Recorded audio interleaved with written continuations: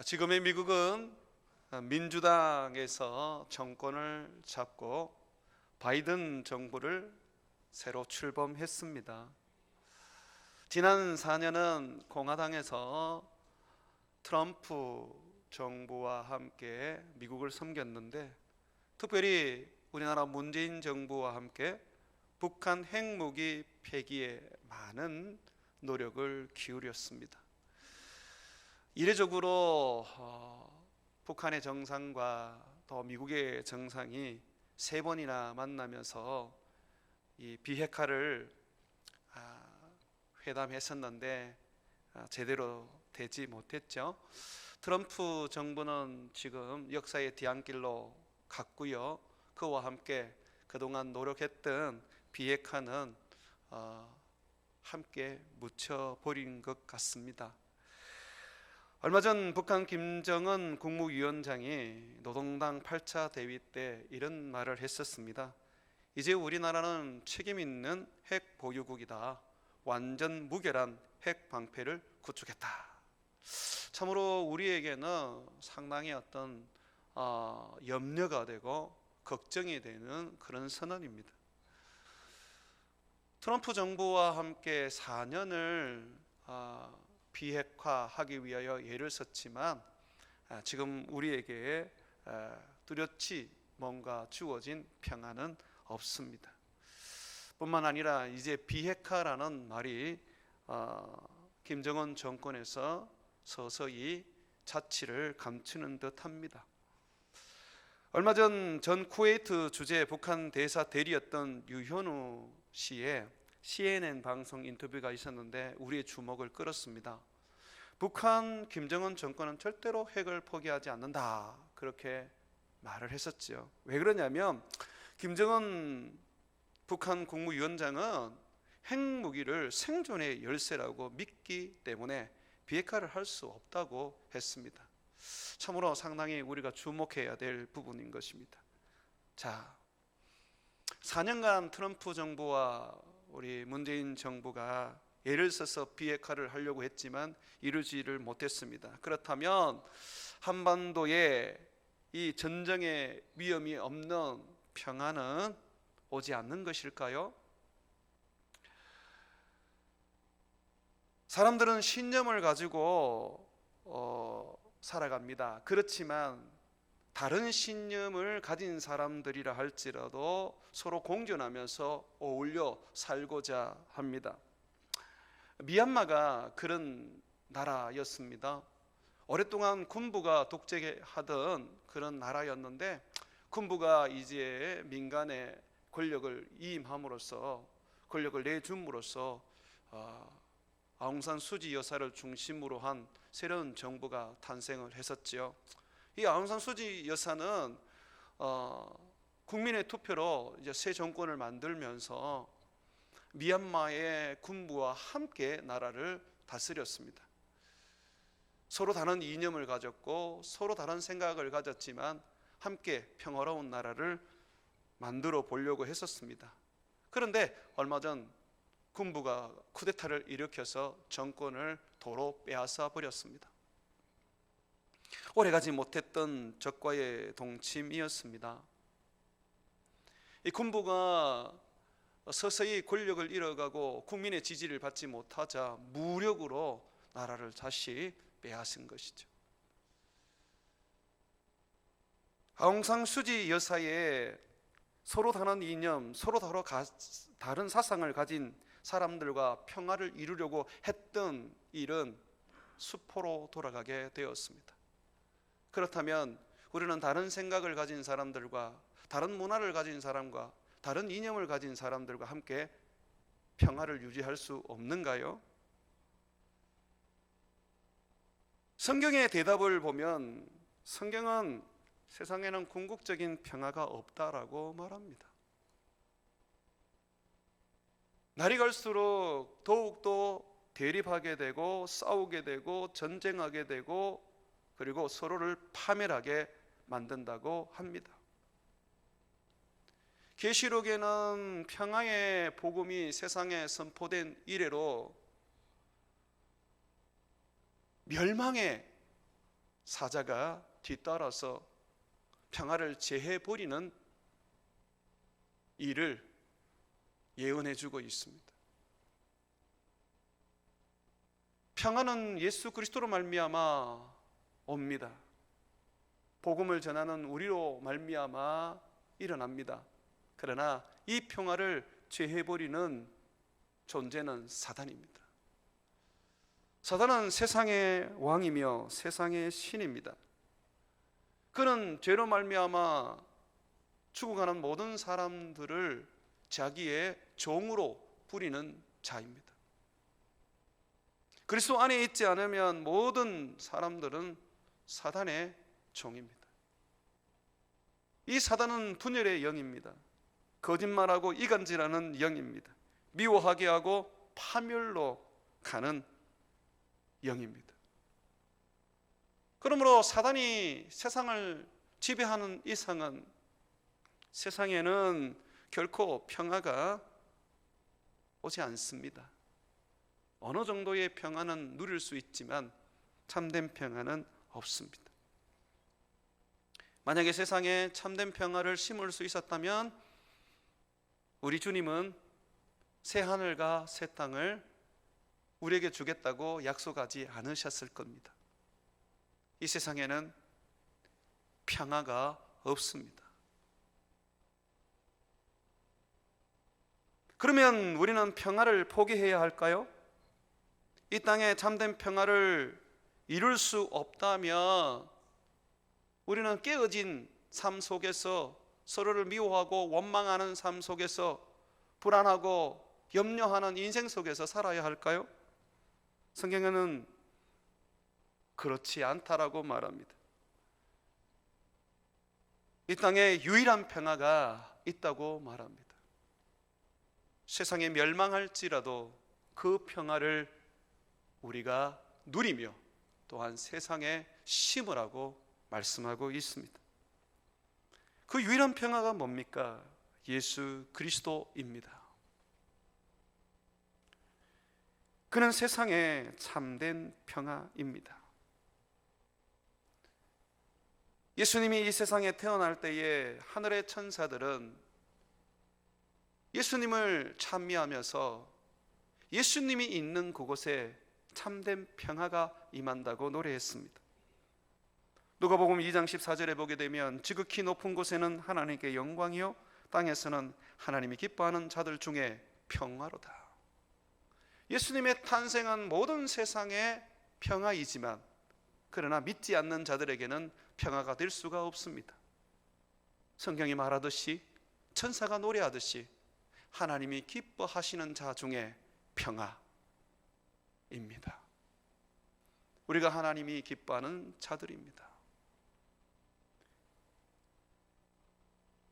예수님이 태어나기 전 수백 년 전에 이사야는 세상에 태어날 아기, 세상에 오실 예수님을 평강의 왕이라고 말했습니다. 그래서 그의 나라는 평화의 나라입니다.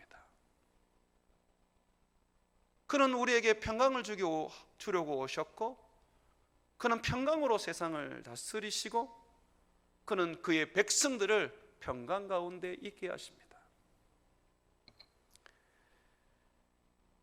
예수님은 요한복음 14장 27절에 제자들에게 이렇게 말씀하셨습니다. 평안을 너희에게 끼치노니 곧 나의 평안을 너희에게 주노라. 내가 너희에게 주는 것은 세상이 주는 것 같지 아니하니라. 너희는 마음에 근심하지도 말고 두려워하지도 말라. 세상에도 평화가 있습니다. 그러나 그 평화는 아침 안개와 같이 사라져버리는 평강입니다. 참된 평강이 아니죠. 생명이 하나님으로부터 내려오듯이 하나님으로부터 주어지듯이 평화도 하나님으로부터 내려오고 하나님으로부터 주어집니다. 세상 어느 곳에도 평화를 줄 수 있고 평화를 이룰 수 있는 존재나 또는 나라나 사람은 없습니다. 만약에 사단이 어떤 평안을 준다면 그것은 위장된 평화이고 속임수에 불과할 뿐입니다. 주님은 나의 평안을 너에게 준다고 하셨습니다. 우리가 필요한 것은 세상에서 얻을 수 있는 세상의 평화가 아니라 주님이 줄 수 있는 평안입니다.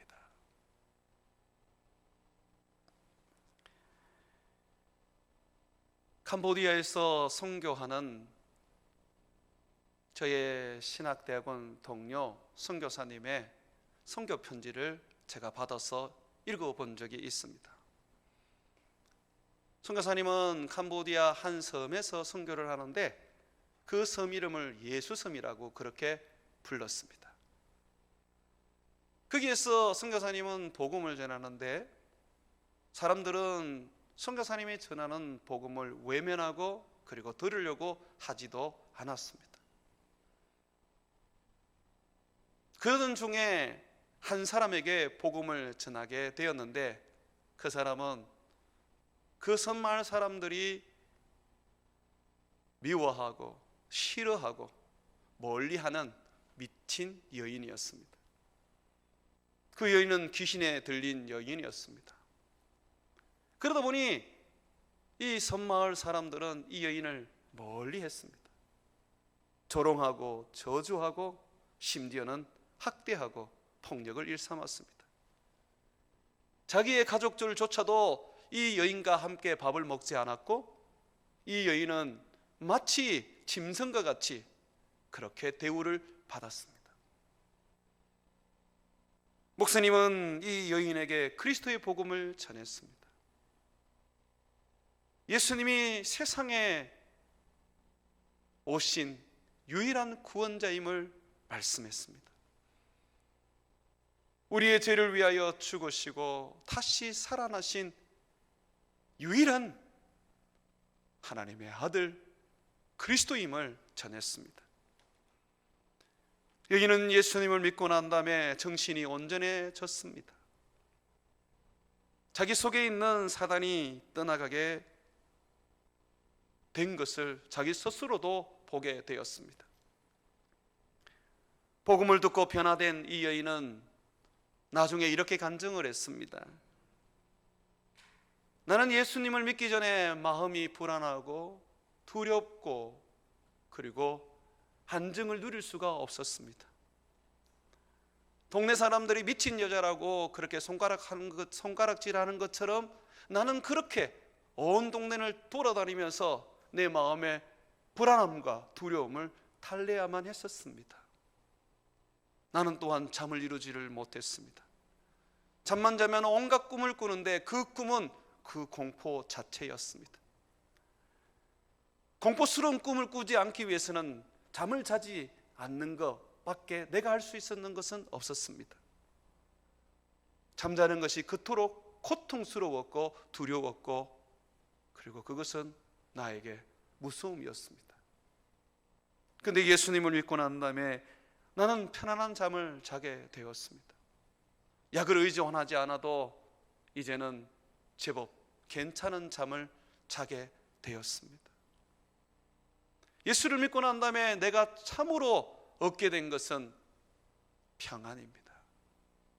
내 마음이 평안해지고 내 삶이 안정을 찾았습니다.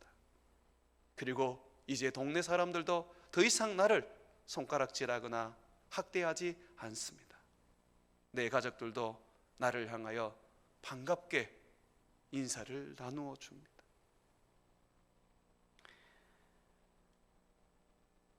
불안과 그리고 온갖 두려움과 사단에 매여 고통스럽게 살던 여인, 그 여인이 예수님을 만났을 때 참된 평화를 얻게 되었습니다. 마치 이스라엘 백성들이 이집트에서 400년 종살이 하다가 모세를 통하여서 해방을 맞이한 것처럼 그렇게 캄보디아의 섬마을의 한 여성도는 세례를 받은 한 여성도는 그 그 고통스럽고 사단에 매였던 그 괴로운 인생에서 참된 평화와 자유를 누리게 된 것이죠. 이것은 캄보디아에만 일어나는 일이 아닙니다. 우리 중에 그러한 일을 겪어봤던 사람도 있을 것이고, 그리고 여러분 주위에 그러한 일들을 경험한 사람들이 꽤 많을 것입니다. 저 또한 저희 어머니가 그랬고, 또 복음을 전하면서 많은 사람들이 예수 그리스도를 영접하면서 참 평안을 누리는 것을 저는 보았습니다. 평안은 오직 예수 안에서 누릴 수 있습니다. 요한복음 16장 33절에 이것을 너희에게 이르는 것은 너희로 내 안에서 평안을 누리게 하려 함이라. 세상에서 너희는 환난을 당하나 담대하라. 내가 세상을 이기었노라. 우리가 믿는 예수님은 세상을 이긴 분이십니다. 오늘 성경은 그것을 이야기해 주고 있습니다. 36절의 말씀을 한번 보십시오. 만유의 주 대신 예수 그리스도로 말미암아 화평의 복음을 전하사. 우리가 들은 복음, 십자가의 복음은 화평의 복음입니다. 평화의 복음입니다. 그 복음을 주님이 전하셨는데, 우리 주님이 어떻게 전하셨습니까? 37절에 보게 되니까 요한이 그 세례를 반포한 후에 갈릴리에서 시작하여 가장 가난하고 가장 많은 고통과 괴로움이 있는 곳, 불안과 염려로 가득한 곳, 사람들의 업신여김을 받으며 인정받지 못한 그런 곳에서 예수님은 복음을 시작하셨습니다. 그리고 온 유대로 전국적으로 그 복음을 전파하셨습니다. 예수님께서 복음을 전할 때에 38절에 보게 되니까 하나님이 나사렛 예수에게 성령과 능력을 기름 붓듯 하셨으며 그가 두루 다니시며 선한 일을 행하시고 마귀에게 눌린 모든 사람을 고치셨으니 이는 하나님이 함께 하셨습니다. 예수님의 평화의 복음은 성령이 함께 하셨고, 그리고 아버지가 함께 하셨습니다. 결코 예수님이 전가하신 복음은, 예수님의 복음적인 삶은 혼자가 아니셨습니다. 아버지가 함께 하셨고 성령이 함께 하셨습니다. 성경은 우리 아버지를 평강의 하나님이라고 부릅니다. 성령을 평강의 영이라 부릅니다. 예수님은 평강의 왕이시죠. 하나님이 사랑의 하나님이듯이 또한 그는 평화의 하나님이십니다. 그래서 그가 있는 곳에는 전쟁이 멈출 수밖에 없고, 그가 있는 곳에는 속박받던 자들이, 억압받던 자들이 자유를 얻을 수밖에 없고, 병에 눌려 고통받는 자들이 그 병에서 노임을 받고 고침을 받을 수밖에 없는 것입니다. 주님이 말하는 평안은 마음의 평안으로 끝나지 않습니다. 마음의 평안을 넘어서 우리의 육체의 평안함이요, 우리의 삶의 평안함이요, 영혼의 평안함입니다. 주님은 이 평안을 위하여 십자가에 못 박혀 죽으셨습니다. 우리에게 평안을 주려고 주님은 우리를 위하여 십자가에 죽으셨습니다. 평안 때문에 죽으신 것입니다. 39절에 보게 되니까 우리는 유대인의 땅과 예루살렘에서 그가 행하신 모든 일의 증인이라. 그를 그들이 나무에 십자가에 달아 죽였으니.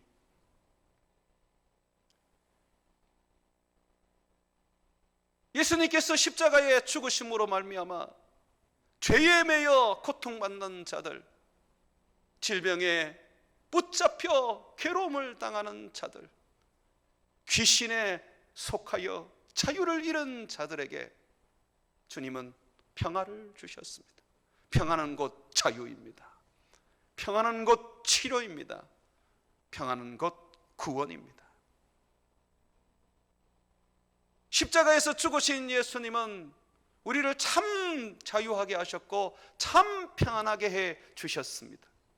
그러므로 누구든지 예수를 믿는 자들은, 예수님을 주인으로 영접하는 자들은 세상이 줄 수 없는 참된 평안을 누리게 됩니다.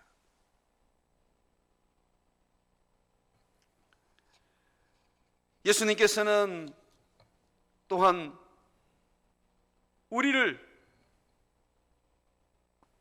위하여 참 평안을 누리게 하시려고 부활하셨습니다. 그리스도의 부활은 믿는 자들에게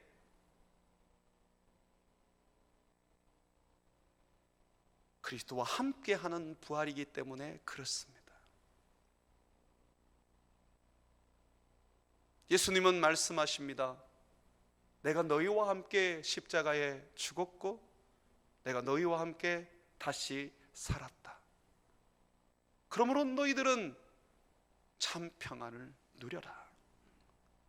우리는 죄에 대하여 죽었고 다시 살아남으로 어려운 자가 되었습니다. 그러므로 오늘도 당당하게 하나님의 보좌에 나와 그 보좌 앞에서 하나님의 얼굴을 배웁고 찬양하고 예배하며 그를 섬길 수 있는 것입니다. 로마서 5장 10절에 곧 우리가 원수되었을 때에 하나님과 원수되었을 때에 그의 아들의 죽으심으로 말미암아 하나님과 화목하게 되었은즉 화목하게 된 자로서 더욱 그의 살아나심으로 말미암아 구원을 받을 것이라고 말씀하고 있습니다. 이 세상 사람들이 참된 평화를 누리지 못하는 것은 하나님과 화목하지 못하기 때문에 그렇습니다. 인간의 죄가 하나님과 인간을 원수되게 하였습니다. 인간의 죄가 질병과 사단의 지배를 받게 만들었습니다. 인간의 죄가 온갖 전염병과 그리고 삶의 고통과 고난을 가지게 하였습니다. 하나님은 죄로 참 평안을 누리지 못하는 우리를 위하여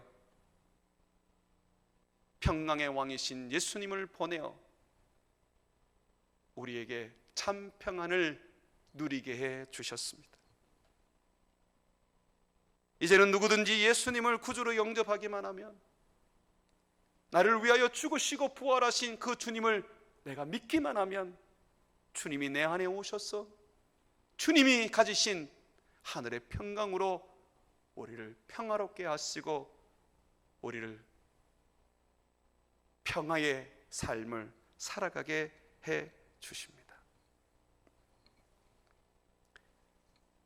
예수님을 모시면 평화가 이루어집니다. 한 선교사님이 계셨습니다. 그분은 중국 분이신데요, 예수님을 믿기 전에 그는 돈을 쫓고 명예를 쫓았습니다. 돈을 쫓고 명예를 쫓다 보니 그에게 있어서 가족은 큰 의미가 없었습니다. 그래서 이혼까지 하였습니다. 이혼을 해도 문제가 되지 않았습니다. 돈만 많이 벌면 인생이 행복할 거라고 여겼기 때문에 그렇습니다. 그러한 그에게 예수님의 복음이 전해졌습니다. 예수님의 복음을 듣고 그는 예수님을 위해서 목사가 되기로 마음을 먹었습니다. 그리고 본격적으로 신학 공부를 시작하면서 그는 예수님을 점점 자기의 주인으로 인정하고 모시기 시작했습니다. 그리고 어느 날 그는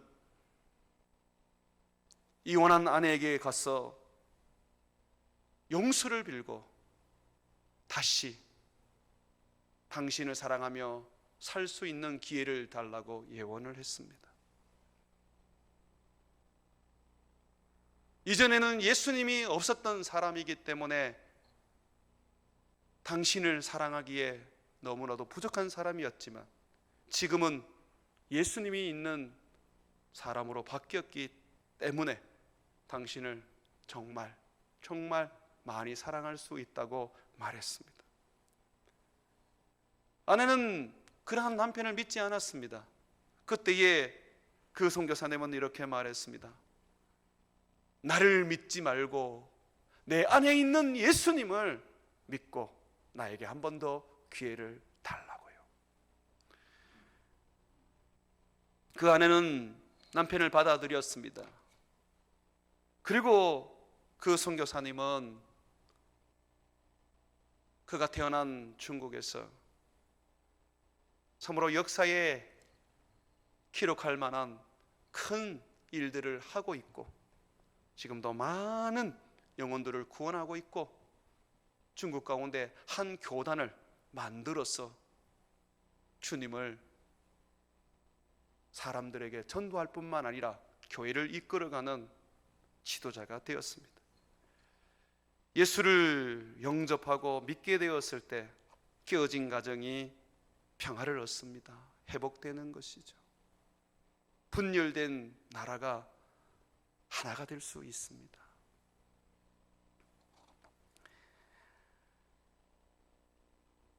우리 안에 예수가 없어서 끊임없는 분열이 일어나고 미워하는 사람을 용서할 수 없게 되고 자기를 희생할 수 없는 것입니다. 정말 예수님을 나의 주인으로 받아들이다면 우리는 예수님의 삶을 살게 됩니다. 예수님의 삶은 사랑의 삶입니다. 희생의 삶입니다. 섬김의 삶입니다. 우리가 이 예수님의 삶을 살아간다면 우리가 있는 그곳이 다 평화로 바뀌지 않겠습니까? 부부간에 불화가 생기고 평화가 깨어지는 이유가 예수님처럼 사는 한 사람이 없어서 그렇습니다. 직장 속에서도 끊임없는 불화가 일어나고 직장 가운데에 전쟁이 생겨나는 것은 예수님처럼 살아가는 사람이 없기 때문에 그렇습니다.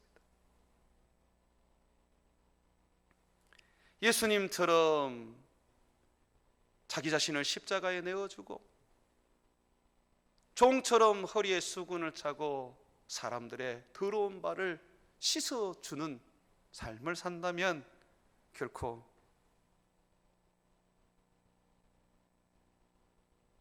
평화가 이루지 못할 일이 없는 것이죠. 세계 평화를 위하여 평화를 유지하겠다고 초강대국들은 항상 말합니다. 그렇지만 우리는 지난 트럼프 정권을 통해서 결국 초강대국이라 할지라도 평화를 이룰 수 없다는 것을 우리는 보았습니다. 미국은 미국 우선주의를 표방하면서 뭐든지 미국 중심으로 미국을 우선으로 일을 했습니다. 그 일로 인해서 동맹국 간에 어려움이 있었고 그리고 동맹이 깨어지는 것 같은 그러한 일들도 있었습니다. 이전에 보지 못했던 미국의 모습입니다. 이기적이고 민족주의로 돌아간 모습이죠. 만약에 미국이 예수님처럼 살았다면 미국 우선주의를 정책으로 표방하겠습니까? 대통령들이 성경에 손을 얹고 그렇게 대통령으로 서약하는 이 미국 대통령들이 성경의 말씀대로 살았다면 정말 미국 우선주의를 추구하겠습니까? 중국은 어떻습니까? 중국은 미국과 견주는 새로운 초강대국으로 성장을 합니다. 중국은 실크로드의 그 길을, 예전의 실크로드의 길을 1대1로로 이제 만들면서 중국과 아시아와 그리고 중동, 아프리카, 유럽까지 이어가면서 백길 그리고 육로 이 두 길을 만들어서 경제의 길로 만들어 서로 잘 먹고 잘 살자라고 하면서 1대1로 정책을 펼쳤습니다. 많은 사람들이 거기에 동참을 했습니다. 함께 잘 살자는데 뭐가 문제가 있겠습니까? 78개국이 참여를 했는데 지금은 어떻습니까? 거기에 참여한 수많은 나라들이 도산의 위기, 국가 부도의 위기에 직면했습니다. 왜 그랬습니까? 중국이 가난한 나라에 자본을 빌려주면서 높은 이자와 그리고 빠른 원금을 회수해 버렸습니다. 뿐만 아니라 기술과 자재, 심지어 1대1로의 그 공사를 하는 모든 건축의 인부를 중국 사람으로 다 썼습니다. 그러니 1대1로에 참여한 나라들은 돈만 갖다 댈 뿐 아무것도 얻을 수 있는 게 없었습니다. 참으로 미국 우선주의와 같이 중국 또한 중국 우선주의였습니다. 그걸 이끌어 중국 꿈, 중국몽이라고 그렇게 부르죠. 그런데 그 중국몽에 참석했던 수많은 나라들은 악몽이 되어버렸습니다. 이토록 세상은 평화를 줄 수가 없습니다. 왜 그렇습니까? 그들은 예수님처럼 자기를 희생하고 헌신하여 섬기지 못하기 때문에 그렇습니다. 정말 나라들이, 앞선 나라들이 희생하고 섬기고 예수님처럼 산다면 아마 이 땅에는 평화가 임할 것입니다. 연세대학교 철학교수로 석학이신 김형석 교수님은 사람이 행복할 수 없는 이 두 부류에 대해서 말을 했습니다. 첫 번째 부류는 행복의 가치를 물질에 두는 사람들이라고 말하고 있습니다. 행복의 가치를 사람에게 두고 하나님에게 두지 않고 물질에 두게 된다면 결국은 그것은 행복하지 않습니다. 열심히 한번 벌어보십시오. 물질에 마음을 두고 열심히 한번 땀 흘려 일해보십시오. 행복을 느낄 수 있는지 한번 해보십시오. 정말 우리가 행복을 누리려고 그러면 그 가치를 하나님과 사람에게 두어야 합니다. 예수님은 그런 분이셨어요.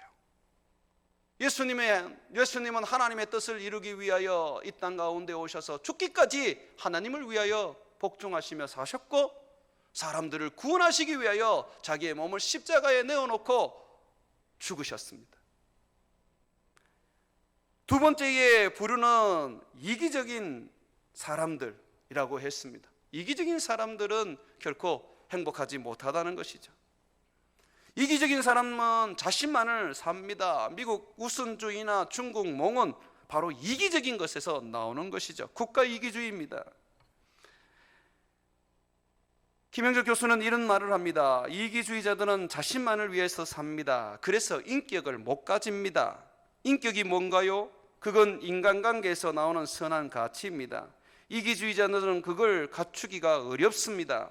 인격의 크기가 자기 그릇의 크기입니다. 그 그릇에 행복을 담는 것입니다. 이기주의자들의 그릇은 아주 작기 때문에 작은 행복밖에 담을 수 없습니다. 예수님은 이기적으로 살지 않으셨어요. 예수님의 복음은 이기적인 복음이 아닙니다. 희생의 복음, 나눔의 복음, 자신을 내어주는 복음, 자신을 종과 같이 섬기는 복음입니다. 그러한 삶을 우리가 살아간다면 성경은 우리에게 말합니다. 평화가 임하게 될 것이라고요. 그렇습니다. 사랑하는 여러분, 이 세상의 참된 평화는 초강대국으로 인해서 오는 것도 아니고, 부유한 물질에서 오는 것도 아니고, 인간이 누릴 수 있는 명예에서 오는 것도 아닙니다. 예수입니다. 예수 그리스도의 그 헌신적이고 희생적인 삶입니다. 그러므로 우리가 이 땅에 만약에 평화를 전하고 그 평화를 누리게 해야 한다면 바로 예수님의 복음을 전하고 예수님의 복음적인 삶을 사는 것입니다. 화평의 복음, 그리고 예수님의 복음적인 삶은 화평의 삶인 것이죠.